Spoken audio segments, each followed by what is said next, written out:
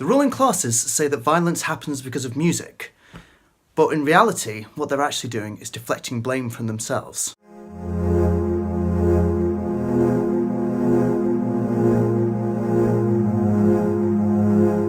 Having emerged from the trap-style rap of Chicago, drill's quickly become popular among young people across Britain. Last year, the Metropolitan Police launched a crackdown on it, banning artists such as the 1011 group from making new material.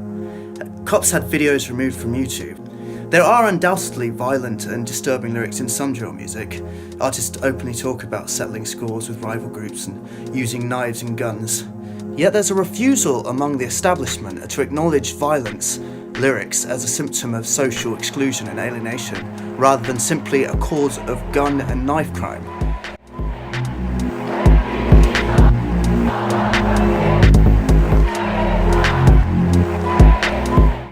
Or so argues my friend Zach Cochrane of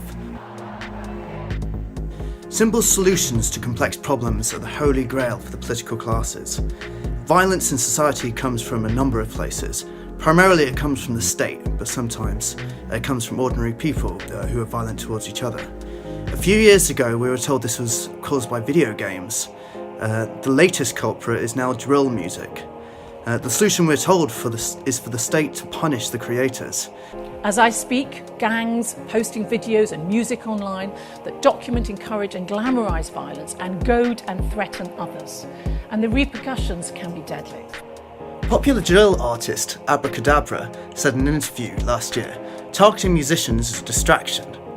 The cuts that affect schools, youth clubs, social housing and benefits are making life harder for the average person living on or below the poverty line. The artist drill minister has sought to highlight the double standards applied to lyrics in drill music. His debut single, Political Drilling, quotes violent language used by politicians.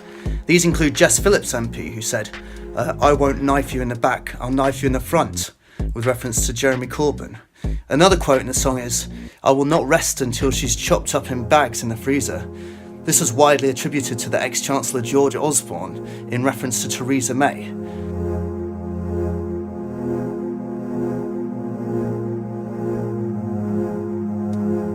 Drill is by no means the first genre of music popular among young black people to be criminalised.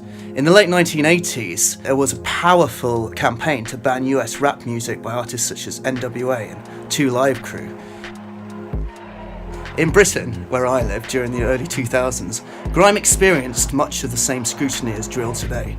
The Met Police introduced Form 696 in response to the emergence of grime. This required promoters and licensees to complete a risk assessment of MCs and DJs 3 weeks before events. The original version even asked for details of ethnic groups likely to attend the performance.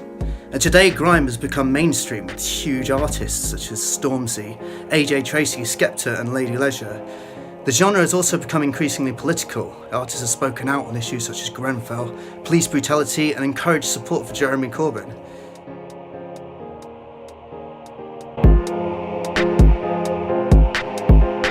The ruling class has always feared and tried to control non-conformist subcultures.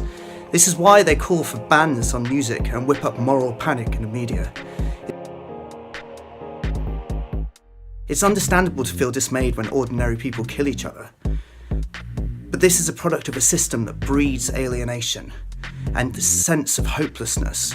Drill music is a reflection of that system, not at odds with its values. Banning it will do nothing to address the society that's created it.